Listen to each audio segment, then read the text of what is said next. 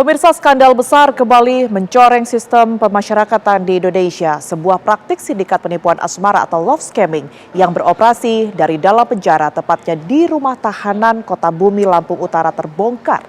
Pelakunya adalah ratusan narapidana yang beraksi dengan menggunakan telepon genggam.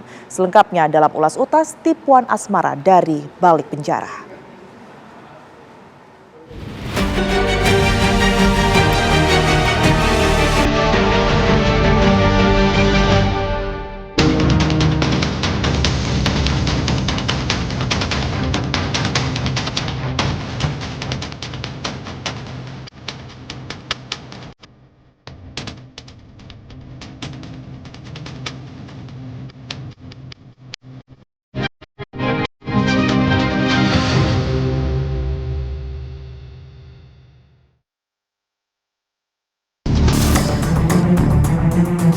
Di balik tembok tinggi dan teralis besi penjara, tersimpan operasi kejahatan yang tak kalah canggih dari sindikat internasional.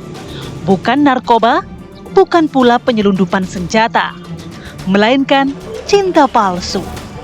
Ya, ratusan telepon genggam yang ditemukan di dalam rumah tahanan negara kelas 2B, Kota Bumi, Lampung Utara ini membuka praktik penipuan asmara secara online atau love scamming. Aksi tipu-tipu itu diduga dikendalikan para narapidana dari balik sel penjara.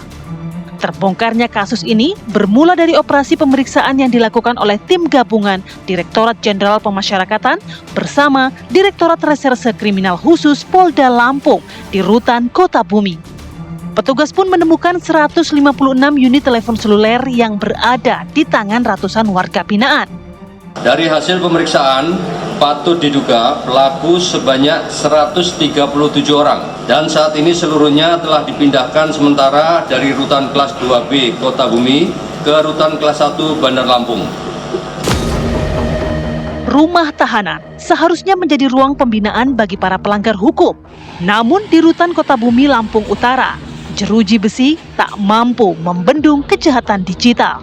Diduga ratusan ponsel tersebut digunakan para tahanan untuk menjalankan aksi penipuan secara terorganisasi. Mereka melakukan pembagian peran yang rapi dan struktur dari dalam rutan. Ada yang bertugas sebagai pengatur operasi, ada yang sebagai penembak, yang berpura-pura menjadi anggota propam atau polisi militer guna menekan korban. Serta ada yang disebut sebagai pekerja yang bertugas menjalankan akun-akun palsu.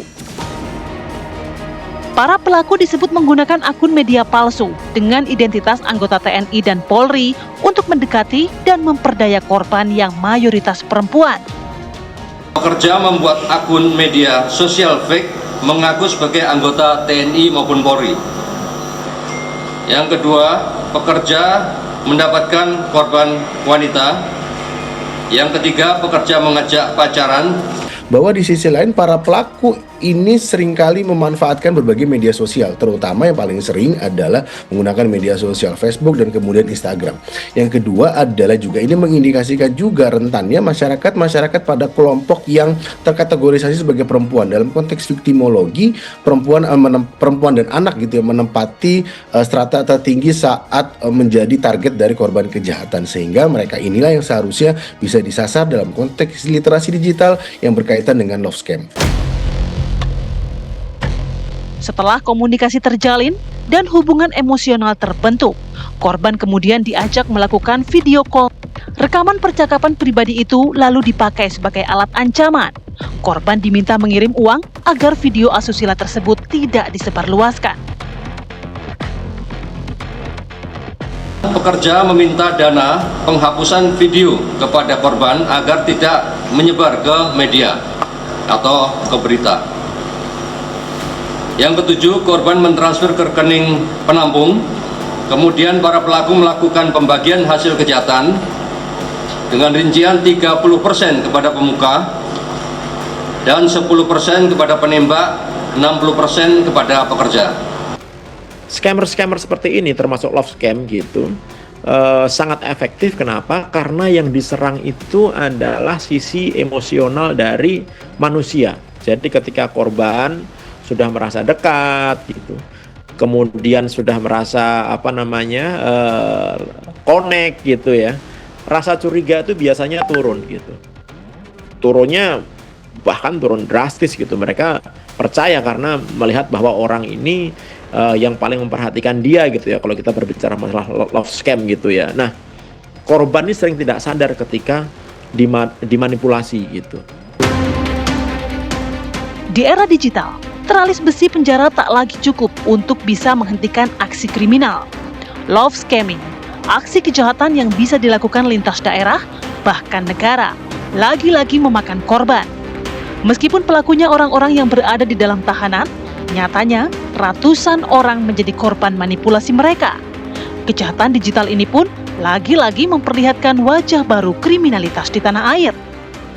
Dari Asosiasi Penyedia Jasa Internet di Indonesia mengatakan juga bahwa hampir 70-90% orang menggunakan internet itu karena ingin berinteraksi di media sosial. Nah, ini akhirnya menjadikan ceruk bagi para pelaku kejahatan untuk bisa memanfaatkan situasi yang pertama. Yang kedua, lemahnya celah hukum yang bisa menyelundupkan barang-barang bersifat digital ke lembaga masyarakatan itu juga perlu digarisbawahi, sehingga tentu diperlukan suatu pengawasan yang lebih ekstra yang awalnya bersifat konvensional harusnya mulai bersifat digital, sehingga lembaga masyarakatan bisa berperan secara panoptikon yang itu bisa mengawasi seluruh warga binaan yang beraktivitas di dalamnya.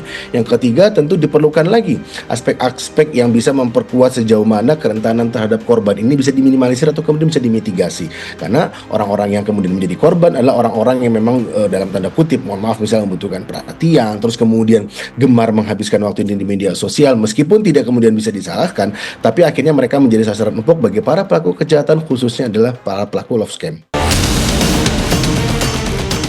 Tipu-tipu cinta ala para napi itu berhasil memperdaya 600 orang lebih yang semuanya perempuan sebagai korban.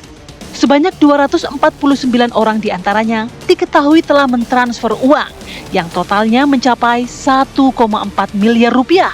Besarnya jumlah korban membuat kepolisian menilai kasus tersebut sebagai kejahatan siber serius dengan menjangkau lintas daerah. Penjara tak benar-benar bisa menjadi tempat terputusnya akses kejahatan. Sebaliknya, bisa menjadi ruang operasi tindak pidana baru yang mungkin saja lepas dari deteksi. Nah, oleh karena itu, memang kasus-kasus seperti ini biasanya baru terungkap setelah korban mengalami kerugian besar, kemudian lapor ya gitu. Nah, itu yang biasanya bisa diungkap. Tapi jumlah korban sebenarnya menurut saya jauh lebih besar daripada angka-angka tadi. Oleh karena itu, ini sudah akut nih kalau kita ngomong masalah penyakit gitu. Ini sudah akut, ini harus segera ditindaklanjuti gitu. Terkuaknya kasus love scamming di Rutan Kota Bumi, Lampung Utara menjadi alarm keras bagi sistem pemasyarakatan Indonesia. Karena persoalannya bukan hanya tentang narapidana yang melanggar aturan, tapi juga ada dugaan lemahnya pengawasan. Bahkan tak menutup kemungkinan adanya permainan oknum nakal dari dalam rutan.